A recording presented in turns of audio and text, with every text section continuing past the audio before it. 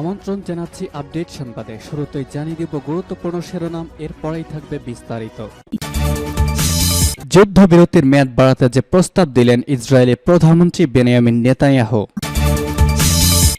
সব বন্দী মুক্তি না হওয়া পর্যন্ত যুদ্ধবিরতি স্থায়ী হবে, ঘোষণা ফ্রান্সের।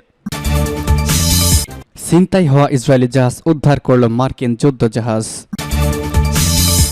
এদিকে হামাস ইসরায়েল যুদ্ধ আলোচনায় যুদ্ধবিরতি মেয়াদ বাড়তে পারে আরও 4 দিন। কারাগারে পাকিস্তানের সাবেক প্রধানমন্ত্রী ইমরান খানকে 2 ঘন্টার বেশি সময় ধরে জিজ্ঞাসাবাদ। এদিকে ক্রাসলিন লিমানে ইউক্রেনের সেনানিবাস ধ্বংস, রাশিয়ার ভয়ানক হামলা। এবং সর্বশেষ জানাবো পশ্চিমবঙ্গ তথা ভারতে প্রধানমন্ত্রী নরেন্দ্র মোদীর দল বিজেপি তাসের ঘরের মতো ভেঙে পড়েছে, বলছে কুণাল ঘোষ। শুনছিলেন সংবাদ শিরোনাম, এখন বিস্তারিত। তার আগে অনুরোধ থাকবে ভিডিওতে একটি লাইক দিন এবং কমেন্টস করে জানিয়ে দিন কোন জেলা থেকে বা কোথা থেকে আমাদের সঙ্গে যুক্ত রয়েছেন। যুদ্ধবিরতির মেয়াদ বাড়াতে যে প্রস্তাব দিলেন নেতানিয়াহু। ইসরায়েল ও হামাসের মধ্যকার চলমান 4 দিনের যুদ্ধবিরতি চলছে, তার মেয়াদ আরও বাড়াতে যুক্তরাষ্ট্রের প্রেসিডেন্ট জো বাইডেনকে একটি প্রস্তাব দিয়েছেন ইসরায়েলের প্রধানমন্ত্রী বেঞ্জামিন নেতানিয়াহু। ইসরায়েলের প্রধানমন্ত্রীর কার্যালয়ে একটি ভিডিও প্রকাশ করেছে, সেখানে কারোর সঙ্গে টেলিফোনে কথা বলতে দেখা গেছে নেতানিয়াহুকে। প্রধানমন্ত্রীর কার্যালয়ের কর্মকর্তা সিএনএনকে জানিয়েছেন, প্রেসিডেন্ট বাইডেনকে নেতানিয়াহু বলেছেন যে প্রতি 10 জন জিম্মির মুক্তির বিনিময়ে যুদ্ধবিরতির মেয়াদ 1 দিন করে বাড়াতে রাজি আছে ইসরায়েল। নেতানিয়াহু আরও বলেছেন, সব জিম্মির হস্তান্তর শেষ হলে গাজায় ফের অভিযান শুরু করবে ইসরায়েলি বিমান বাহিনী। ইসরায়েলি বাহিনীর টানা 1.5 মাসের অভিযানে কার্যত ধ্বংসস্তূপে পরিণত হয়েছে গাজা উপত্যকা। নিহত হয়েছেন 15,000 বেশি ফিলিস্তিনি।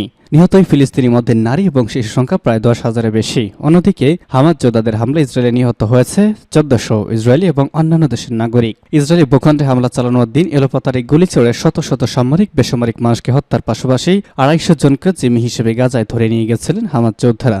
এই জিম্মিদের মধ্যে ইসরায়েলের সংখ্যা 104 জন, বাকি 138 জনের মধ্যে যুক্তরাষ্ট্র, Thailand, Germany, France, Argentina, Russia এবং ইউক্রেনের নাগরিকরা রয়েছেন। সব বন্দী মুক্তি না পর্যন্ত যুদ্ধবিরতি স্থায়ী হবে, বলছে ফ্রান্স। যুদ্ধবিরতির মেয়াদ বাড়ানোর ক্রমবর্ধমান আহ্বানের কথা উল্লেখ করে ফ্রান্সের পররাষ্ট্রমন্ত্রী বলেছেন, হামাস সব বন্দীকে মুক্তি না দেওয়া পর্যন্ত 4 দিনের যুদ্ধবিরতি স্থায়ী হবে বলে ফ্রান্স আশা করেছে। ইসরায়েলের 7 অক্টোবরে হামাসের নজিবিহীন হামলা ধারাবাহিকতায় প্রায় 7 সপ্তাহের লড়াইয়ের পর শুক্রবার থেকে যুদ্ধবিরতি চলাকালে হামাস ফিলিস্তিনি বন্দীদের বিনিময়ে আটককৃতদের দলকে মুক্তি দিয়েছে। তবে শুক্রবার থেকে শুরু হওয়া যুদ্ধবিরতির মেয়াদ শেষ হওয়ার পর আজ হামাস ধ্বংস করার লক্ষ্যে যুদ্ধ চালিয়ে যাওয়ার প্রতিশ্রুতি দিয়েছে ইসরায়েল। হামাসের আরও অনেককে বন্দী করে রাখা ও কয়েক সপ্তাহের ইসরায়েলি বোমাবর্ষণ অবরোধের পর গাজার জনগণ মারাত্মক মানবিক সংকটে ভোগার প্রেক্ষাপটে মার্কিন প্রেসিডেন্ট জো বাইডেন যুদ্ধবিরতির আহ্বান জানানোয় পক্ষগুলোর সাথে একযোগে মেয়াদ বাড়ানোর আহ্বান জানাচ্ছে। ফরাসি পররাষ্ট্রমন্ত্রী ক্যাথরিন কলোনো BFM-TVকে বলেছেন, আমরা আমাদের সব বন্দীদের মুক্তি দাবি করছি। এই লক্ষ্যে যুদ্ধবিরতির মেয়াদ বাড়ানোর যথার্থ সহায়ক প্রয়োজনীয়। কলোনো বলেছেন, কোনো ফরাসি বন্দীকে এখনো মুক্তি দেওয়া হয়নি, তবে তার ব্যাপারে বেশ আশাবাদী ছিলেন। তিনি বলেছেন, কাতারের সাথে আলোচনার মাধ্যমে তালিকা তৈরি করা হয়েছে, কিন্তু হামাস তালিকাগুলোর মধ্যে থেকে বাছাই করে মুক্তি দিয়েছে। ইসরায়েলি কর্মকর্তারা বলছেন, 7 অক্টোবর দেশের ইতিহাসে ভয়াবহ হামলা চালিয়ে 1400 জনকে হত্যা করেছে, এদের বেশিরভাগই বেসামরিক নাগরিক।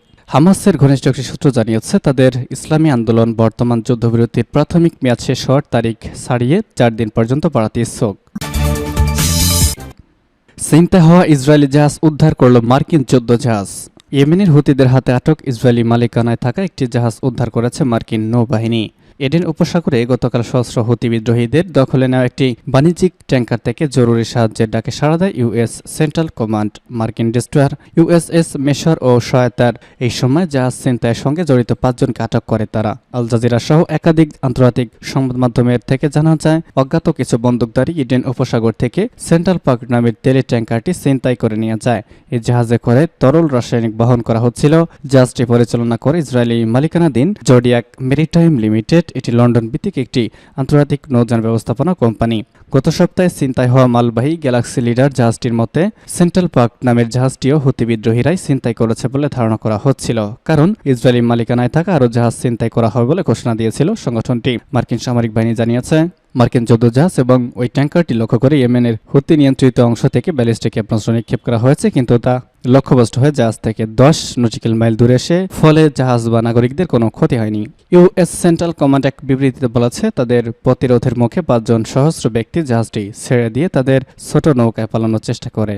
মার্কিন বাহিনী তাদের পিছু নিলে শেষ পর্যন্ত আত্মসমর্পণ করে অস্ত্রধারীরা। হুতি কর্তৃপক্ষ ঘটনার ব্যাপারে এখন পর্যন্ত কোনো প্রতিক্রিয়া জানায়নি। আলোচনায় যুদ্ধবিরতি মেয়াদ বাড়াতে পারে আরও 4 দিন। গাজায় চলমান যুদ্ধবিরতির মেয়াদ শেষ হচ্ছে আজ, তাই চলমান যুদ্ধবিরতির মেয়াদ বাড়ানোর জন্য চাপ দিচ্ছে মিশর, কাতার এবং মার্কিন যুক্তরাষ্ট্র। তাই মেয়াদ বাড়ানো নিয়ে আলোচনা হয়েছে ইসরায়েলের মন্ত্রিসভায়। টাইমস অফ ইসরায়েলের প্রতিবেদন থেকে জানা যায়, চলমান যুদ্ধবিরতির পূর্ণাঙ্গ চুক্তির শর্ত পূরণ সাপেক্ষে মেয়াদ বাড়াতে রাজি ইসরায়েল সরকার। ইসরায়েলের মন্ত্রিসভার বৈঠকে আলোচনা হয়েছে, হামাস যদি প্রতিদিন 10 জন করে জিম্মিকে মুক্তি দেয় তাহলে একদিন করে যুদ্ধবিরতির মেয়াদ বাড়ানো হতে পারে বলে মত দিয়েছে ইসরায়েলি মন্ত্রিসভা। নতুন করে যুদ্ধবিরতি আলোচনার সঙ্গে সংশ্লিষ্ট এক ব্যক্তিদের উদ্ধৃতি দিয়ে ওয়াল স্ট্রিট জার্নাল জানিয়েছে, মিশর এবং কাতারের মধ্যস্থতায় চলমান যুদ্ধবিরতি চুক্তিটি আরও 4 দিন পর্যন্ত বাড়ানো হতে পারে। হামাস ইতিমধ্যে আরও 4 দিনের জন্য লড়াই থামাতে সম্মত হয়েছে এবং আরও 150 ফিলিস্তিনি বন্দীর বিনিময়ে তাদের হাতে থাকা জিম্মিদের মধ্য থেকে 50 জনকে মুক্তি দিতে প্রস্তুত রয়েছে। এদিকে ইসরায়েলের প্রধানমন্ত্রী বেনিয়ামিন নেতানিয়াহু বলেছেন, যদি যুদ্ধবিরতির মেয়াদ বাড়ানোর আলোচনা বিফলে যায় তবে চলমান 4 দিনের যুদ্ধবিরতি শেষ হলেই গাজায় পূর্ণ শক্তি নিয়ে পুনরায় হামলা শুরু করবে ইসরায়েলি বাহিনী। আর একথা তিনি মার্কিন প্রেসিডেন্ট জো বাইডেনকে জানিয়েছেন। গত শুক্রবার গাজায় 4 দিনের যুদ্ধবিরতি কার্যকর হয়েছে। কাতারের মধ্যস্থতায় সাময়িক এই যুদ্ধবিরতির চুক্তি করেছে ইসরায়েল ও হামাস। কারাগারে ইমরান খানকে 2 ঘন্টার বেশি সময় ধরে জিজ্ঞাসাবাদ। পাকিস্তানের সাবেক প্রধানমন্ত্রী পাকিস্তান তেহরিক ইনসাফ পিটিআই চেয়ারম্যান ইমরান খানকে কারাগারে জিজ্ঞাসাবাদ করা হয়েছে। দেশটির আতালিয়া কারাগারে ন্যাশনাল অ্যাকাউন্টেবিলিটি ব্যুরোর একটি দল তাকে 2 ঘন্টার বেশি সময় ধরে জিজ্ঞাসাবাদ করেছে। আজ এক প্রতিবেদনে তথ্য জানিয়েছে পাকিস্তানি সংবাদ মাধ্যম দ্য ডন। প্রতিবেদনে বলা হয়েছে, ন্যাশনাল অ্যাকাউন্টেবিলিটি ব্যুরোর একটি দল পিটিআই চেয়ারম্যান ইমরান খানের সঙ্গে আদিয়ালা জেলে দেখা করা এবং আল কাদির টেস্ট মামলায় তার বিরুদ্ধে অভিযোগ বিষয়ে তাকে জিজ্ঞাসাবাদ করা হয়েছে। ডনের সাক্ষাৎকারে এনজে একজন সিনিয়র কর্মকর্তা বলেছেন, 2 ঘন্টার বেশি সময় ধরে এদিন ইমরান খানকে জিজ্ঞাসাবাদ করা হয়েছে। তার ডন বলেছে, মামলা ইমরান খানের ভূমিকার বিষয়ে তদন্ত করতে গিয়ে কুতর্নস্ন থেকে দুর্নীতি বিরোধী, নজরদারি বিরোধী কর্মকর্তারা নিয়মিত আদালিয়া জেলে যাতায়াত করেছেন। ইমরান খান এবং তার স্ত্রীর বিরুদ্ধে অভিযোগ, 50 বিলিয়ন রুপির বৈধতা দেওয়ার বিনিময়ে বাহারিয়া টাউন লিমিটেড নামের আবাসিক কোম্পানির কাছ থেকে তারা বিপুল পরিমাণ অর্থ, জমি ঘুষ পেয়েছিলেন। এছাড়া ইমরান খানের বিরুদ্ধে সমঝোতা চুক্তি সংক্রান্ত তথ্য গোপন করে মন্ত্রিসভাকে বিভ্রান্ত করার অভিযোগও রয়েছে। প্রসঙ্গত, তুষাখানা মামলায় দোষী সাব্যস্ত হওয়ার পর গত 5 আগস্ট গ্রেপ্তার হন ইমরান খান। মূলত গত বছর এপ্রিলে ক্ষমতাচ্যুত হওয়ার পর থেকেই বিশ্বকাপ জয়ী সাবেক এই তারকা ক্রিকেটারদের বিরুদ্ধে শতাধিক মামলা দায়ের করা হয়েছে। যদি ইমরান খান এসব অভিযোগ অস্বীকার করে আসছেন। এছাড়া তার বিরুদ্ধে আনা অভিযোগগুলোকে তিনি রাজনৈতিক উদ্দেশ্য প্রণীত বলে অভিযোগ করেছেন। ইমরান খানের বিরুদ্ধে বর্তমানে প্রায় 180টি মামলা রয়েছে। ক্রাসলিন লিমানে ইউক্রেনের সেনানিবাস ধ্বংস। সোভিয়েত ইউনিয়নের হিরো সের্গই জরিনের নামানুসারে বাশকিরিয়ার স্বেচ্ছাসেবক ট্যাঙ্ক ব্যাটালিয়নের T-90 এর প্রভিপ ট্যাঙ্ক বাহিনী ক্রাসলিমানে ইউক্রেন সশস্ত্র বাহিনীর ক্যান্টনমেন্ট এলাকা এবং একটি গোলাবারুদ ডিপো ধ্বংস করে দিয়েছে, রাশিয়ার প্রতিরক্ষা মন্ত্রণালয় তাসকে জানিয়েছে। সোভিয়েত ইউনিয়নের হিরো সের্গেই জরিনের নামে নামকরণ হয়েছে বাশকিরিয়ার স্বেচ্ছাসেবক ট্যাঙ্ক ব্যাটালিয়নের কেন্দ্রীয় সামরিক জেলার সৈন্যরা ইউক্রেনীয় সশস্ত্র বাহিনীর সেনানিবাস এলাকা এবং সেব্রিয়ানিস্কি বনাঞ্চলে একটি গোলাবারুদ ডিপো ধ্বংস করেছে। T-90M প্রভিপ ট্যাঙ্কের ক্রুরা ইউক্রেনীয় জাতীয়তাবাদীদের মোতায়েনে অন্বেষণকৃত এলাকায় বেশ কয়েকটি গুলি ছুড়েছে। মন্ত্রণালয় বলেছে, সেনাবাহিনীর ত্বরান্বিত সাহায্য, সুরক্ষা, গতিশীলতা এবং দর্শন ব্যবস্থা শেষত্বের জন্য T-90 প্রভিপ ট্যাঙ্ককে শীর্ষে রেখেছে। এবং সর্বশেষ জানিয়ে দিব, পশ্চিমবঙ্গে বিজেপি তাসের ঘরের মতো ভাঙছে বললেন কুণাল ঘোষ। পশ্চিমবঙ্গে তৃণমূল সাধারণ সম্পাদক মুখপাত্র কুণাল ঘোষ হিন্দুত্ববাদী বিজেপিকে টার্গেট করে বলেছে, বিজেপি তাসের ঘরের মতো ভাঙছে বলে মন্তব্য করেছেন তিনি। এক সংবাদ সম্মেলনে তিনি মন্তব্য করেছেন। কুণাল ঘোষ বলেছেন, কোনো কারণে তারা বিজেপিতে গিয়েছিলেন, বিজেপি ছাড়তে চাচ্ছেন, অনেকে তৃণমূলে যোগ দিতে চাচ্ছেন। এ সময় তিনি বিজেপিকে বাংলা বিরোধী বলে মন্তব্য করেছেন। সূত্র জানাচ্ছে পার্স টুডে।